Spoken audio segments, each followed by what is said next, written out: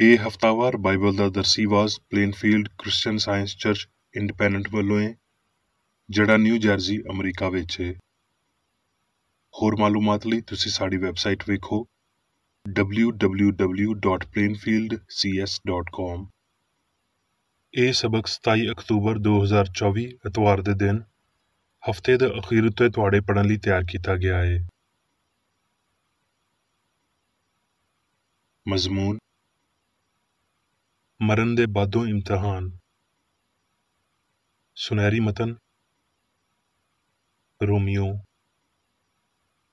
ਰੱਬ ਦੀ ਮੁਹੱਬਤ ਤੋਂ ਨਾ ਸਾਨੂੰ ਮੌਤ ਵੱਖ ਕਰ ਸਕੇਗੀ, ਨਾ ਹਯਾਤੀ, ਨਾ ਫਰਿਸ਼ਤੇ, ਨਾ ਹਕੂਮਤਾਂ, ਨਾ ਹਾਲ ਦੀਆਂ ਨਾ ਆਉਣ ਵਾਲੀਆਂ ਸ਼ੈਵਾਂ। ਜਵਾਬੀ ਪੜ੍ਹਾਈ। ਜ਼ਬੂਰ: ਮੈਂ ਖੁਦਾਵੰਦ ਨਾਲ ਮੁਹੱਬਤ ਰੱਖਦਾ ਵਾਂ, ਕਿਉਂ ਜੇ ਉਹਨੇ ਮੇਰੀ ਫਰਿਆਦ ਸੁਣੀ ਤੇ ਮੇਰੀ ਮਿੰਨਤ ਸੁਣੀ ਏ, ਕਿਉਂ ਜੇ ਉਹਨੇ ਮੇਰੇ ਵੱਲ ਆਪਣਾ ਕੰਨ ਧਰਿਆ। ਇਸ ਲਈ ਮੈਂ ਸਾਰੀ ਉਮਰ ਉਹਦੇ ਅੱਗੇ ਦੁਆ ਕਰਾਂਗਾ। ਮੌਤ ਦੀਆਂ ਰੱਸੀਆਂ ਨੇ ਮੈਨੂੰ ਜਕੜ ਲਿਆ ਤੇ ਪਾਤਾਲ ਦੀਆਂ ਪੀੜਾਂ ਮੇਰੇ ਉੱਤੇ ਆ ਗਈਆਂ। ਮੈਂ ਦੁੱਖ ਤੇ ਗਮ ਵਿੱਚ ਫੜਿਆ ਗਿਆ। ਤਦ ਮੈਂ ਖੁਦਾਵੰਦ ਅੱਗੇ ਦੁਆ ਕੀਤੀ, ਭਈ ਐ ਖੁਦਾਵੰਦ, ਮੈਂ ਤੇਰੀ ਮਿੰਨਤ ਕਰਦਾ ਵਾਂ, ਭਈ ਮੇਰੀ ਜਾਨ ਨੂੰ ਰਿਹਾਈ ਦੇ। ਖੁਦਾਵੰਦ ਸਾਦਕ ਤੇ ਕਰੀਮ ਏ, ਸਾਡਾ ਖੁਦਾਵੰਦ ਰਹਿਮ ਕਰਨ ਵਾਲਾ ਏ। ਖੁਦਾਵੰਦ ਸਾਦਾ ਲੋਕਾਂ ਦੀ ਹਿਫਾਜ਼ਤ ਕਰਦਾ ਏ। ਮੈਂ ਨੀਵਾਂ ਹੋ ਗਿਆ ਸੀ, ਉਹਨੇ ਹੀ ਮੈਨੂੰ ਬਚਾ ਲਿਆ। ਐ ਮੇਰੀ ਜਾਨ, ਫੇਰ ਮੁਤਮਿਨ ਹੋ, ਕਿਉਂ ਜੇ ਖੁਦਾਵੰਦ ਨੇ ਤੇਰੇ ਉੱਤੇ ਅਹਿਸਾਨ ਕੀਤਾ ਏ। ਇਸ ਲਈ ਵੀ ਤੂੰ ਮੇਰੀ ਜਾਨ ਨੂੰ ਮੌਤ ਤੋਂ, ਮੇਰੀਆਂ ਅੱਖੀਆਂ ਨੂੰ ਹੰਝੂ ਵਗਾਉਣ ਤੋਂ ਤੇ ਮੇਰੇ ਪੈਰਾਂ ਨੂੰ ਤਿਲਕਣ ਤੋਂ ਬਚਾਇਆ ਏ। ਮੈਂ ਜਿਉਂਦਿਆਂ ਦੀ ਧਰਤੀ ਉੱਤੇ ਖੁਦਾਵੰਦ ਦੇ ਹਜ਼ੂਰ ਟੁਰਦਾ ਰਵਾਂਗਾ। ਦਰਸੀਵਾਜ਼ ਬਾਈਬਲ ਵਿੱਚੋਂ ਅਮਸਾਲ। ਸਾਰੇ ਦਿਲ ਨਾਲ ਰੱਬ ਉੱਤੇ ਭਰੋਸਾ ਰੱਖ ਤੇ ਆਪਣੀ ਸਿਆਣ ਉੱਤੇ ਹੀ ਨਾ ਰਹਿ। ਆਪਣੀਆਂ ਸਾਰੀਆਂ ਰਾਹਾਂ ਵਿੱਚ ਉਹਨੂੰ ਪਛਾਣ ਤੇ ਉਹ ਤੇਰੀ ਰਹਿਨੁਮਾਈ ਕਰੇਗਾ। ਤੂੰ ਆਪਣੀ ਹੀ ਨਜ਼ਰ ਵਿੱਚ ਸਿਆਣਾ ਨਾ ਬਣ। ਰੱਬ ਤੋਂ ਡਰ ਤੇ ਬਦੀ ਤੋਂ ਦੂਰ ਰਹਿ। ਇਹ ਤੇਰੀ ਨਾਫ ਦੀ ਸਿਹਤ ਤੇ ਤੇਰੀ ਹੱਡੀਆਂ ਦੀ ਤਾਜ਼ਗੀ ਹੋਵੇਗੀ। ਐ ਮੇਰੇ ਪੁੱਤਰ, ਖੁਦਾਵੰਦ ਦੀ ਤੰਬੀਹ ਨੂੰ ਹਕੀਰ ਨਾ ਜਾਣ ਤੇ ਉਹਦੀ ਮਲਾਮਤ ਤੋਂ ਅੱਕ ਨਾ, ਕਿਉਂ ਜੇ ਖੁਦਾਵੰਦ ਉਹਨੂੰ ਹੀ ਮਲਾਮਤ ਕਰਦਾ ਏ ਜਿਹਦੇ ਨਾਲ ਉਹਨੂੰ ਪਿਆਰ ਏ, ਜਿਵੇਂ ਪਿਓ ਉਸ ਪੁੱਤਰ ਨੂੰ ਜਿਹਦੇ ਤੋਂ ਖੁਸ਼ ਏ। ਸਿਆਣ ਤੇ ਤਮੀਜ਼ ਦੀ ਹਿਫਾਜ਼ਤ ਕਰ। ਇਸ ਤਰ੍ਹਾਂ ਉਹ ਤੇਰੀ ਜਾਨ ਦੀ ਹਯਾਤੀ ਤੇ ਤੇਰੇ ਗਲੇ ਦੀ ਜ਼ੀਨਤ ਹੋਣਗੀਆਂ। ਫਿਰ ਤੂੰ ਬਗੈਰ ਖਟਕੇ ਆਪਣੀ ਰਾਹ ਉੱਤੇ ਟੁਰੇਂਗਾ ਤੇ ਤੇਰੇ ਪੈਰਾਂ ਨੂੰ ਠੇਡਾ ਨਾ ਲੱਗੇਗਾ। ਜਦੋਂ ਤੂੰ ਲੰਮੇ ਪਏਂਗਾ ਤੇ ਨਾ ਡਰੇਂਗਾ, ਬਲਕਿ ਤੂੰ ਲੰਮੇ ਪੈ ਜਾਵੇਂਗਾ ਤੇ ਤੇਰੀ ਨੀਂਦਰ ਮਿੱਠੀ ਹੋਵੇਗੀ। ਅਚਾਨਕ ਆਉਣ ਵਾਲੀ ਦਹਿਸ਼ਤ ਤੋਂ ਨਾ ਡਰੀ ਤੇ ਨਾ ਸ਼ਰੀਰਾਂ ਦੀ ਹਲਾਕਤ ਤੋਂ, ਜਦੋਂ ਉਹ ਆਵੇਗੀ, ਕਿਉਂ ਜੇ ਰੱਬ ਤੇਰਾ ਸਹਾਰਾ ਹੋਵੇਗਾ ਤੇ ਤੇਰੇ ਪੈਰਾਂ ਨੂੰ ਫਸ ਜਾਣ ਤੋਂ ਬਚਾਵੇਗਾ। ਲੂਕਾ। ਫਿਰ ਯਿਸੂ ਰੂਹ ਦੀ ਕੂਵਤ ਨਾਲ ਭਰਿਆ ਹੋਇਆ ਗਲੀਲ ਨੂੰ ਮੁੜਿਆ ਤੇ ਸਾਰੇ ਪਾਸੇ ਉਹਦੀ ਸ਼ੋਹਰਤ ਫੈਲ ਗਈ ਤੇ ਉਹ ਉਹਨਾਂ ਦੇ ਇਬਾਦਤਖਾਨੇ ਵਿੱਚ ਤਾਲੀਮ ਦਿੰਦਾ ਰਿਹਾ ਤੇ ਸਾਰੇ ਉਹਦੀ ਵਡਿਆਈ ਕਰਦੇ ਰਹੇ। ਤੇ ਉਹ ਨਾਸਰਤ ਵਿੱਚ ਆਇਆ, ਜਿੱਥੇ ਉਹਨੇ ਪਰਵਰਿਸ਼ ਪਾਈ ਸੀ, ਤੇ ਆਪਣੇ ਦਸਤੂਰ ਦੇ ਮੁਤਾਬਕ ਸਬਤ ਦੇ ਦਿਨ ਇਬਾਦਤਖਾਨੇ ਵਿੱਚ ਗਿਆ ਤੇ ਪੜ੍ਹਨ ਲਈ ਖਲੋਤਾ। ਤੇ ਯਸਾਇਆ ਨਬੀ ਦੀ ਕਿਤਾਬ ਉਹਨੂੰ ਦਿੱਤੀ ਗਈ ਤੇ ਕਿਤਾਬ ਖੋਲ੍ਹ ਕੇ ਉਹਨੇ ਉਹ ਥਾਂ ਕੱਢੀ ਜਿੱਥੇ ਲਿਖਿਆ ਸੀ, ਭਈ ਖੁਦਾਵੰਦ ਦਾ ਰੂਹ ਮੇਰੇ ਉੱਤੇ ਹੈ, ਇਸ ਲਈ ਵੀ ਉਹਨੇ ਮੈਨੂੰ ਗਰੀਬਾਂ ਨੂੰ ਖੁਸ਼ਖਬਰੀ ਦੇਣ ਲਈ ਮਸਾ ਕੀਤਾ। ਉਹਨੇ ਮੈਨੂੰ ਘੱਲਿਆ ਏ, ਭਈ ਕੈਦੀਆਂ ਨੂੰ ਰਿਹਾਈ ਤੇ ਅੰਨ੍ਹਿਆਂ ਨੂੰ ਬੇਨਾਈ ਪਾਉਣ ਦੀ ਖਬਰ ਸੁਣਾਵਾਂ, ਕੁਚਲੇ ਹੋਇਆਂ ਨੂੰ ਆਜ਼ਾਦ ਕਰਾਂ ਤੇ ਖੁਦਾਵੰਦ ਦੇ ਸਾਲੇ ਮਕਬੂਲ ਦੀ ਮੁਨਾਦੀ ਕਰਾਂ। ਤੇ ਲੋਕ ਉਹਦੀ ਤਾਲੀਮ ਤੋਂ ਹੈਰਾਨ ਸੀ, ਕਿਉਂ ਜੇ ਉਹਦਾ ਕਲਾਮ ਇਖਤਿਆਰ ਦੇ ਨਾਲ ਸੀ। ਮਰਕਸ। ਜਦੋਂ ਯਿਸੂ ਫੇਰ ਕਸ਼ਤੀ ਵਿੱਚ ਪਾਰ ਗਿਆ ਤੇ ਵੱਡਾ ਜੱਥਾ ਉਹਦੇ ਕੋਲ ਜਮ੍ਹਾਂ ਹੋਇਆ, ਤੇ ਇਬਾਦਤਖਾਨਿਆਂ ਦੇ ਸਰਦਾਰਾਂ ਵਿੱਚੋਂ ਯਾਇਰ ਨਾਮੀ ਇੱਕ ਬੰਦਾ ਆਇਆ ਤੇ ਉਹਨੂੰ ਵੇਖ ਕੇ ਉਹਦੇ ਪੈਰਾਂ ਵਿੱਚ ਡਿੱਗ ਪਿਆ ਤੇ ਇਹ ਆਖ ਕੇ ਉਹਦੀ ਬਹੁਤ ਮਿੰਨਤ ਕੀਤੀ, ਭਈ ਮੇਰੀ ਛੋਟੀ ਧੀ ਮਰਨ ਵਾਲੀ ਏ, ਤੂੰ ਆ ਕੇ ਆਪਣੇ ਹੱਥ ਉਹਦੇ ਉੱਤੇ ਰੱਖ, ਭਈ ਉਹ ਚੰਗੀ ਹੋ ਜਾਵੇ ਤੇ ਜਿਉਂਦੀ ਰਵੇ। ਉਹ ਉਹਦੇ ਨਾਲ ਟੁਰਿਆ। ਉਹ ਇਹ ਆਖ ਹੀ ਰਿਹਾ ਸੀ, ਭਈ ਇਬਾਦਤਖਾਨੇ ਦੇ ਸਰਦਾਰ ਵੱਲ ਦੇ ਲੋਕਾਂ ਨੇ ਆ ਕੇ ਆਖਿਆ, ਤੇਰੀ ਧੀ ਮਰ ਗਈ ਏ, ਹੁਣ ਉਸਤਾਦ ਨੂੰ ਕਿਉਂ ਤਕਲੀਫ ਦੇਣਾ ਏ। ਜਿਹੜੀ ਗੱਲ ਉਹ ਆਖ ਰਹੇ ਸੀ, ਉਹਦੇ ਉੱਤੇ ਯਿਸੂ ਨੇ ਧਿਆਨ ਨਾ ਕਰਕੇ ਇਬਾਦਤਖਾਨੇ ਦੇ ਸਰਦਾਰ ਨੂੰ ਆਖਿਆ, ਡਰ ਨਾ, ਸਿਰਫ ਅਮਾਨ ਰੱਖ। ਫਿਰ ਉਹਨੇ ਪਤਰਸ ਤੇ ਯਕੂਬ ਦੇ ਭਰਾ ਯਹੋਨਾ ਦੇ ਇਲਾਵਾ ਕਿਸੇ ਹੋਰ ਨੂੰ ਆਪਣੇ ਨਾਲ ਟੁਰਨ ਦੀ ਇਜਾਜ਼ਤ ਨਾ ਦਿੱਤੀ।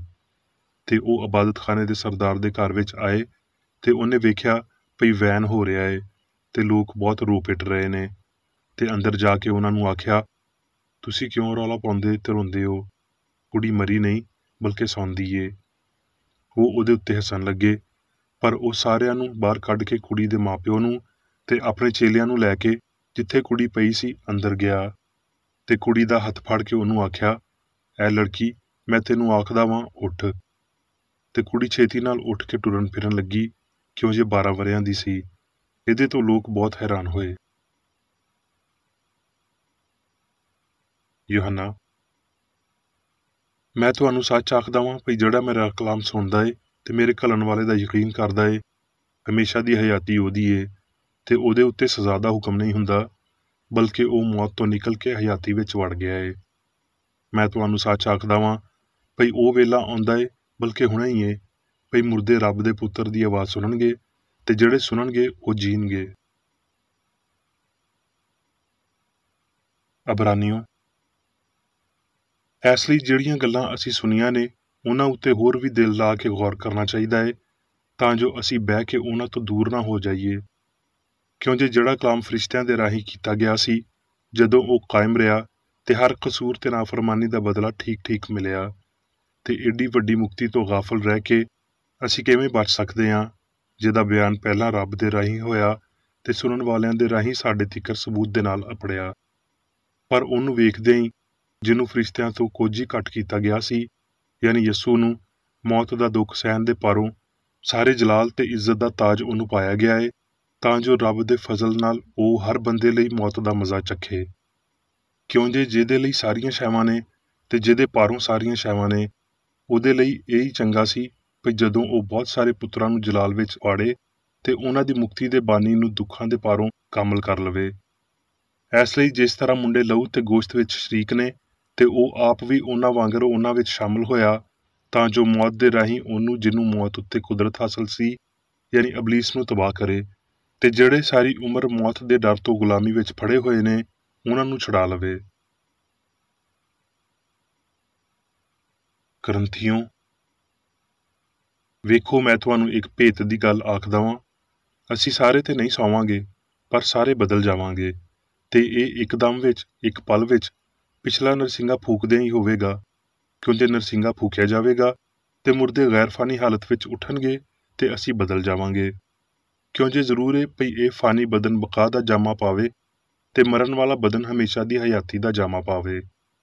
ਤੇ ਜਦੋਂ ਇਹ ਫਾਨੀ ਬਦਨ ਬਕਾ ਦਾ ਜਾਮਾ ਪਾ ਲਵੇਗਾ ਤੇ ਇਹ ਮਰਨ ਵਾਲਾ ਬਦਨ ਹਮੇਸ਼ਾ ਦੀ ਹਯਾਤੀ ਦਾ ਜਾਮਾ ਪਾ ਲਵੇਗਾ, ਤੇ ਉਹ ਅਖਾਨ ਪੂਰਾ ਹੋਵੇਗਾ ਜਿਹੜਾ ਲਿਖਿਆ ਏ, ਭਈ ਮੌਤ ਜਿੱਤ ਦੀ ਬੁਰਕੀ ਬਣ ਗਈ।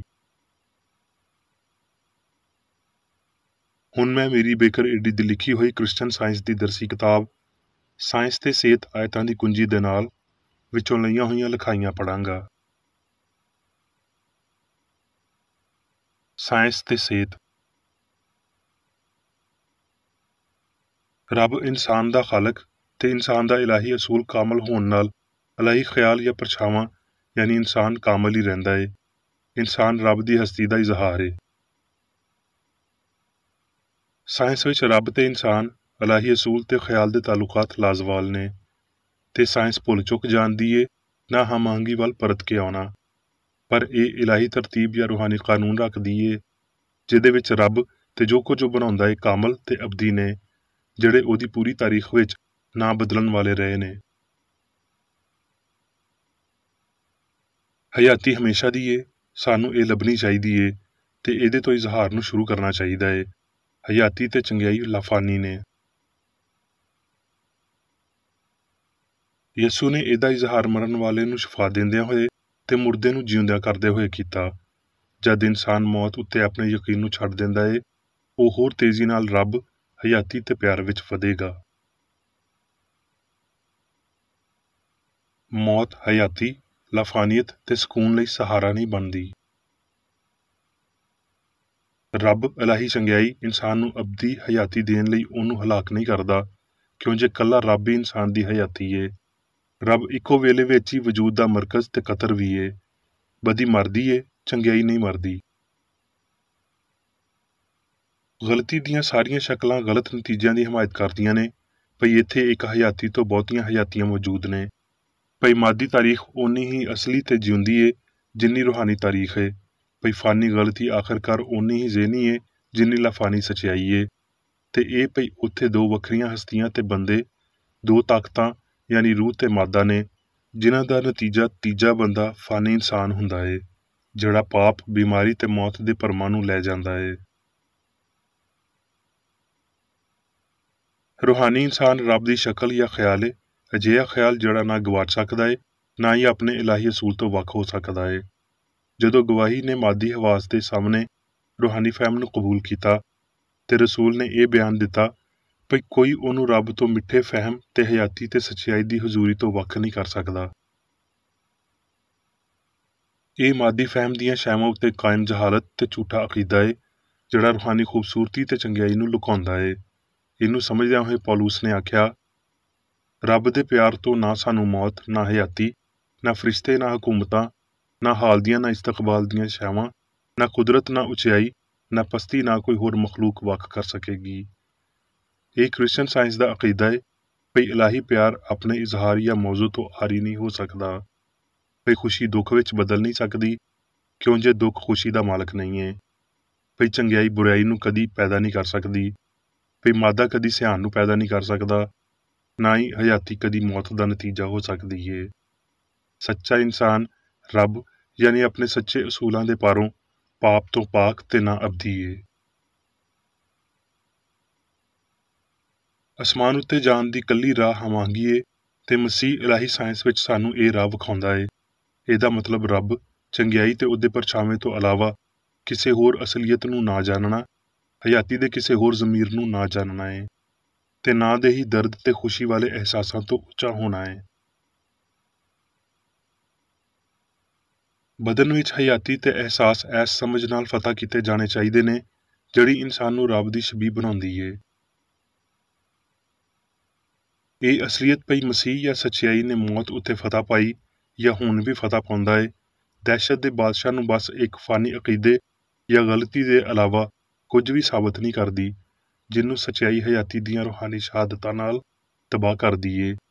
ਤੇ ਇਹ ਜ਼ਾਹਰ ਕਰਦਾ ਏ ਭਈ ਹਿੱਸਾ ਨੂੰ ਜਿਹੜੀ ਮੌਤ ਵਿਖਾਲੀ ਦਿੰਦੀ ਏ, ਫਾਨੀ ਫਰੇਬ ਨਜ਼ਰੀ ਦੇ ਸਿਵਾ ਕੁਝ ਵੀ ਨਹੀਂ, ਕਿਉਂ ਜੇ ਅਸਲੀ ਇਨਸਾਨ ਤੇ ਅਸਲੀ ਕਾਇਨਾਤ ਲਈ ਕੋਈ ਮੌਤ ਦਾ ਅਮਲ ਨਹੀਂ। ਇਨਸਾਨ ਬਦਨ ਦੀ ਨਹੀਂ ਬਲਕਿ ਰੂਹ ਦੀ ਔਲਾਦ ਏ, ਹਯਾਤੀ ਦੀ ਔਲਾਦ ਏ, ਨਾ ਕਿ ਮਾਦੇ ਦੀ, ਕਿਉਂ ਜੇ ਹਯਾਤੀ ਰੱਬ ਏ ਤੇ ਹਯਾਤੀ ਹਮੇਸ਼ਾ ਦੀ ਯਾਨੀ ਆਪ ਵਜੂਦ ਰੱਖਣ ਵਾਲੀ ਹੋਣੀ ਚਾਹੀਦੀ ਏ। ਹਯਾਤੀ ਹਮੇਸ਼ਾ ਦਾ ਮੈਂ ਵਾਂ ਯਾਨੀ ਉਹ ਹਸਤੀ ਜਿਹੜੀ ਹੈ ਸੀ, ਹੈ ਏ ਤੇ ਜਿਹੜੀ ਆਉਣ ਵਾਲੀ ਏ, ਜਿਹਨੂੰ ਕੋਈ ਸ਼ੈ ਵੀ ਖਤਮ ਨਹੀਂ ਕਰ ਸਕਦੀ। ਜੇ ਇਨਸਾਨੀ ਹਸਤੀ ਦਾ ਅਸੂਲ, ਕਾਨੂੰਨ ਤੇ ਇਜ਼ਹਾਰ ਘੱਟੋ ਘੱਟ ਵੀ ਐਸ ਤੋਂ ਪਹਿਲਾਂ ਸਮਝੇ ਨਹੀਂ ਜਾਂਦੇ ਜਦ ਮੌਤ ਦੀ ਇਸਤਲਾਹ ਬਸ਼ਰ ਨੂੰ ਕਾਬੂ ਕਰ ਲੈਂਦੀ ਏ, ਤੇ ਉਹ ਐਸ ਇੱਕ ਵਾਕਿਆ ਦੀ ਨਿਉ ਉੱਤੇ ਵਜੂਦੀਅਤ ਦੇ ਦਰਜੇ ਵਿੱਚ ਰੂਹਾਨੀ ਤੌਰ ਤੇ ਬਹੁਤੇ ਉੱਚੇ ਨਹੀਂ ਹੋਣਗੇ, ਬਲਕਿ ਉਹ ਇੰਝ ਹੀ ਮਾਦੀ ਰਹਿਣਗੇ ਜਿਵੇਂ ਉਹ ਐਸ ਤਬਦੀਲੀ ਤੋਂ ਪਹਿਲਾਂ ਸੀ, ਜਿਹੜੇ ਹੱਲੇ ਵੀ ਹਯਾਤੀ ਦੇ ਰੂਹਾਨੀ ਫਹਿਮ ਦੀ ਬਜਾਏ ਮਾਦੇ ਦੇ ਰਾਹੀਂ ਤੇ ਖੁਦਗਰਜ਼ ਤੇ ਕਮਤਰ ਮਕਸਦਾਂ ਦੇ ਰਾਹੀਂ ਖੁਸ਼ੀ ਲੱਭਣਗੇ। ਭਈ ਹਯਾਤੀ ਜਾਂ ਸਿਆਣ ਮਹਿਦੂਦ ਤੇ ਬਦਨੀ ਏ ਜਾਂ ਇਹ ਦਿਮਾਗ ਤੇ ਅਸਾਬਾਂ ਦੇ ਰਾਹੀਂ ਜ਼ਾਹਰ ਹੁੰਦੀ ਏ, ਇਹ ਗਲਤ ਏ। ਇਸ ਲਈ ਸੱਚਾਈ ਐਸ ਗਲਤੀ ਤੇ ਇਹਦੇ ਅਸਰਾਂ ਯਾਨੀ ਬਿਮਾਰੀ, ਪਾਪ ਤੇ ਮੌਤ ਨੂੰ ਨੇਸਤ ਕਰਨ ਆਉਂਦੀ ਏ। ਰੂਹਾਨੀ ਜਮਾਤ ਦੇ ਨਾਲ ਇਹ ਆਇਤ ਤਾਲੁਕ ਰੱਖਦੀ ਏ। ਇੰਜਦਿਆਂ ਉੱਤੇ ਦੂਜੀ ਮੌਤ ਦਾ ਕੋਈ ਇਖਤਿਆਰ ਨਹੀਂ। ਜੇ ਤਬਦੀਲੀ ਜਿਹਨੂੰ ਮੌਤ ਆਖਿਆ ਜਾਂਦਾ ਏ ਪਾਪ, ਬਿਮਾਰੀ ਤੇ ਮੌਤ ਦੇ ਯਕੀਨ ਨੂੰ ਤਬਾਹ ਕਰ ਦਿੰਦੀ ਏ, ਤੇ ਐਸ ਹਾਰ ਦੇ ਵੇਲੇ ਖੁਸ਼ੀ ਜਿੱਤ ਜਾਂਦੀ ਏ ਤੇ ਹਮੇਸ਼ਾ ਲਈ ਪੱਕੀ ਹੋ ਜਾਂਦੀ ਏ, ਪਰ ਇੰਜ ਹੁੰਦਾ ਨਹੀਂ ਏ। ਕਾਮਲੀਅਤ ਬਸ ਕਾਮਲੀਅਤ ਨਾਲ ਹੀ ਹਾਸਲ ਹੁੰਦੀ ਏ। ਉਹ ਜਿਹੜੇ ਨਾਰਾਜ਼ ਨੇ ਉਹ ਉਸ ਵੇਲੇ ਤਿਕਰ ਨਾਰਾਜ਼ ਹੀ ਰਹਿਣਗੇ ਜਦੋਂ ਤਿਕਰ ਇਲਾਹੀ ਸਾਇੰਸ ਵਿੱਚ ਮਸੀਹ ਯਾਨੀ ਸੱਚਾਈ ਸਾਰੇ ਪਾਪ ਤੇ ਜਹਾਲਤ ਨੂੰ ਮੁਕਾ ਨਹੀਂ ਦਿੰਦਾ। ਇਨਸਾਨ ਨੂੰ ਇਹ ਗੁਮਾਨ ਰੱਖਣਾ ਚਾਹੀਦਾ ਹੈ ਭਈ ਮੌਤ ਦੇ ਤਜਰਬੇ ਦਾ ਯਕੀਨ ਉਹਨਾਂ ਨੂੰ ਜਲਾਲੀ ਹਸਤੀ ਵਿੱਚ ਜਗਾਵੇਗਾ। ਆਲਮਗੀਰ ਮੁਕਤੀ ਤਰੱਕੀ ਤੇ ਇਮਤਿਹਾਨ ਉੱਤੇ ਮਰਕੂਜ਼ ਏ ਤੇ ਇਹਨਾਂ ਦੇ ਬਗੈਰ ਹਾਸਲ ਕਰਨੀ ਨਾਮੁਮਕਿਨ ਏ। ਅਸਮਾਨ ਕੋਈ ਥਾਂ ਨਹੀਂ ਏ ਬਲਕਿ ਸਿਆਣ ਦੀ ਇਲਾਹੀ ਹਾਲਤ ਏ, ਜਿਹਦੇ ਵਿੱਚ ਸਿਆਣ ਦੇ ਸਾਰੇ ਜ਼ਹੂਰ ਹਮਾਹੰਗ ਤੇ ਫਾਨੀ ਹੁੰਦੇ ਨੇ, ਕਿਉਂ ਜੇ ਉੱਥੇ ਪਾਪ ਨਹੀਂ ਏ ਤੇ ਇਨਸਾਨ ਉੱਥੇ ਆਪਣੀ ਰਾਸਤਬਾਜ਼ੀ ਦੇ ਨਾਲ ਨਹੀਂ, ਰੱਬ ਦੀ ਸੋਚ ਦੀ ਮਲਕੀਅਤ ਵਿੱਚ ਪਾਇਆ ਜਾਂਦਾ ਏ, ਜਿਵੇਂ ਭਈ ਕਲਾਮ ਹੀ ਇਹ ਦੱਸਦਾ ਏ। ਮੌਤ ਸੁਪਨੇ ਦਾ ਇੱਕ ਮਰਹਲਾ ਏ, ਕਿਉਂਜ ਵਜੂਦ ਮਾਦੀ ਹੋ ਸਕਦਾ ਏ। ਇੱਥੇ ਤੇ ਆਖਰਤ ਵਿੱਚ ਮੌਤ ਦੇ ਸੁਪਨੇ ਦੀ ਕਿਆਦਤ ਸਿਆਣ ਕਰਦੀ ਏ, ਆਪਣੇ ਆਪ ਦੇ ਮਾਦੀ ਇਜ਼ਹਾਰ ਤੋਂ ਸੋਚ ਮੈਂ ਮੁਰਦਾ ਵਾਂ ਪੈਦਾ ਹੁੰਦੀ ਏ, ਤਾਂ ਜੋ ਸੱਚਾਈ ਦੇ ਐਸ ਛਣਕਣ ਵਾਲੇ ਲਫ਼ਜ਼ ਨੂੰ ਫੜ ਸਕੇ। ਕੋਈ ਮੌਤ, ਬੇਅਮਲੀ, ਬਿਮਾਰੀ ਵਾਲਾ ਅਮਲ, ਰੱਦ ਅਮਲ ਤੇ ਨਾ ਹੀ ਸ਼ਦੀਦ ਰੱਦ ਅਮਲ ਏ। ਹਯਾਤੀ ਅਸਲੀ ਏ ਤੇ ਮੌਤ ਵਹਿਮ ਏ। ਯਿਸੂ ਦੀ ਰਾਹ ਵਿੱਚ ਰੂਹ ਦੀਆਂ ਅਸਲੀਅਤਾਂ ਦਾ ਇੱਕ ਇਜ਼ਹਾਰ ਮਾਦੀ ਸਿਆਣ ਦੇ ਹਨੇਰ ਅਦਰਾਕ ਵਿੱਚ ਹਮਾਂਗੀ ਤੇ ਲਾਫਾਨੀਅਤ ਨੂੰ ਹੱਲ ਕਰਦਾ ਏ। ਐਸ ਮੁਕਤਦਰ ਵੇਲੇ ਵਿੱਚ ਇਨਸਾਨ ਦੀ ਤਰਜੀਹ ਆਪਣੇ ਮਾਲਕ ਤੇ ਇਹਨਾਂ ਲਫ਼ਜ਼ਾਂ ਨੂੰ ਸਾਬਤ ਕਰਨਾ ਏ। ਜੇ ਕੋਈ ਬੰਦਾ ਮੇਰੇ ਕਲਾਮ ਉੱਤੇ ਅਮਲ ਕਰੇਗਾ ਤੇ ਉਹ ਹਮੇਸ਼ਾ ਤਿਕਰ ਕਦੀ ਮੌਤ ਨੂੰ ਨਾ ਵੇਖੇਗਾ। ਝੂਠੇ ਭਰੋਸਿਆਂ ਤੇ ਮਾਦੀ ਸਬੂਤਾਂ ਦੇ ਖਿਆਲਾਂ ਨੂੰ ਮੁਕਾਉਣ ਲਈ ਤਾਂ ਜੋ ਸ਼ਖਸੀ ਰੂਹਾਨੀ ਹਕੀਕਤਾਂ ਸਾਹਮਣੇ ਆਉਣ, ਇਹ ਇੱਕ ਬਹੁਤ ਵੱਡਾ ਹਾਸਲ ਕਰੁੰਦਾ ਏ, ਜਿਹਦੇ ਰਾਹੀਂ ਅਸੀਂ ਗਲਤ ਨੂੰ ਮੁਕਾ ਦੇਵਾਂਗੇ ਤੇ ਸੱਚਾਈ ਨੂੰ ਥਾਂ ਦੇਵਾਂਗੇ। ਇਸ ਤਰ੍ਹਾਂ ਅਸੀਂ ਸੱਚਾਈ ਦੀ ਉਸ ਹੈਕਲ ਜਾਂ ਬਦਨ ਨੂੰ ਬਣਾਉਂਦੇ ਹਾਂ ਜਿਹਦਾ ਮਿਸਤਰੀ ਜਾਂ ਬਣਾਉਣ ਵਾਲਾ ਰੱਬ ਏ। ਹੁਣ ਮੈਂ ਮੇਰੀ ਬੇਕਰ ਏਡੀ ਵੱਲੋਂ ਚਰਚ ਮੈਨੂਅਲ ਵਿੱਚ ਦਿੱਤੇ ਹੋਏ ਰੋਜ਼ਾਨਾ ਦੇ 3 ਫਰਜ਼ ਪੜਾਂਗਾ। ਰੋਜ਼ਾਨਾ ਦੀ ਦੁਆ। ਇਸ ਚਰਚ ਦੇ ਹਰ ਰੁਕਨ ਦਾ ਇਹ ਫਰਜ਼ ਏ ਭਈ ਉਹ ਹਰ ਰੋਜ਼ ਇਹ ਦੁਆ ਕਰੇ, ਤੇਰੀ ਬਾਦਸ਼ਾਹੀ ਆਵੇ, ਇਲਾਹੀ ਸੱਚਾਈ, ਹਯਾਤੀ ਤੇ ਪਿਆਰ ਦੀ ਸਲਤਨਤ ਮੇਰੇ ਅੰਦਰ ਕਾਇਮ ਹੋਵੇ ਤੇ ਸਾਰੇ ਪਾਪ ਮੈਥੋਂ ਨਿਕਲ ਜਾਣ, ਤੇ ਤੇਰਾ ਕਲਾਮ ਸਾਰੇ ਇਨਸਾਨਾਂ ਦੇ ਪਿਆਰ ਨੂੰ ਵਧਾਵੇ ਤੇ ਉਹਨਾਂ ਉੱਤੇ ਹਕੂਮਤ ਕਰੇ। ਮਕਸਦਾਂ ਤੇ ਕੰਮਾਂ ਦਾ ਇੱਕ ਅਸੂਲ। ਨਾ ਕੋਈ ਮੁਖਾਲਫਤ ਤੇ ਨਾ ਕੋਈ ਜ਼ਾਤੀ ਤਾਲੁਕ ਮਾਦਰੀ ਚਰਚ ਦੇ ਕਿਸੇ ਰੁਕਨ ਦੇ ਮਕਸਦਾਂ ਜਾਂ ਕੰਮਾਂ ਉੱਤੇ ਅਸਰ ਕਰਨੇ ਚਾਹੀਦੇ। ਸਾਇੰਸ ਵਿੱਚ ਬਸ ਇਲਾਹੀ ਪਿਆਰ ਹੀ ਹਕੂਮਤ ਕਰਦਾ ਏ, ਤੇ ਇੱਕ ਮਸੀਹੀ ਸਾਇੰਸਦਾਨ ਪਾਪ ਨੂੰ ਰੱਦ ਕਰਦਿਆਂ ਹੋਏ ਸੁੱਚੀ ਭਰਾਬੰਦੀ, ਖੈਰਾਤ ਪਸੰਦੀ ਤੇ ਮਾਫੀ ਨਾਲ ਪਿਆਰ ਦੀਆਂ ਮਿੱਠੀਆਂ ਸਚਾਈਆਂ ਦਾ ਪਰਛਾਵਾਂ ਬਣਦਾ ਏ। ਇਸ ਚਰਚ ਦੇ ਸਾਰੇ ਰੁਕਨਾਂ ਨੂੰ ਸਾਰੇ ਪਾਪਾਂ ਤੋਂ, ਗਲਤ ਤਰ੍ਹਾਂ ਦੀਆਂ ਪੇਸ਼ਨਗੋਈਆਂ, ਮੁਨਸਫੀਆਂ, ਮੁਜ਼ਮਤਾਂ, ਸਲਾਹਾਂ, ਗਲਤ ਅਸਰਾਂ ਨੂੰ ਲੈਣ ਤੇ ਗਲਤ ਅਸਰ ਦੇਣ ਤੋਂ ਆਜ਼ਾਦ ਰਹਿਣ ਲਈ ਹਰ ਰੋਜ਼ ਖਿਆਲ ਰੱਖਣਾ ਚਾਹੀਦਾ ਏ ਤੇ ਦੁਆ ਕਰਨੀ ਚਾਹੀਦੀ ਏ। ਫਰਜ਼ ਲਈ ਚੁਸਤੀ। ਇਸ ਚਰਚ ਦੇ ਹਰ ਰੁਕਨ ਦਾ ਇਹ ਫਰਜ਼ ਏ ਭਈ ਉਹ ਹਰ ਰੋਜ਼ ਜਾਰਹਾਨਾ ਜ਼ਿਹਨੀ ਸਲਾਮਾਂ ਦੇ ਖਿਲਾਫ ਆਪਣੇ ਆਪ ਨੂੰ ਤਿਆਰ ਰੱਖੇ ਤੇ ਰੱਬ, ਆਪਣੇ ਕਾਇਦ ਤੇ ਇਨਸਾਨਾਂ ਲਈ ਆਪਣੇ ਫਰਜ਼ਾਂ ਨੂੰ ਨਾ ਕਦੀ ਭੁੱਲੇ ਤੇ ਨਾ ਕਦੀ ਨਜ਼ਰਅੰਦਾਜ਼ ਕਰੇ। ਉਹਦੇ ਕੰਮਾਂ ਦੇ ਰਾਹੀਂ ਉਹਦਾ ਇਨਸਾਫ ਹੋਵੇਗਾ, ਉਹ ਬੇਕਸੂਰ ਜਾਂ ਕਸੂਰਵਾਰ ਹੋਵੇਗਾ।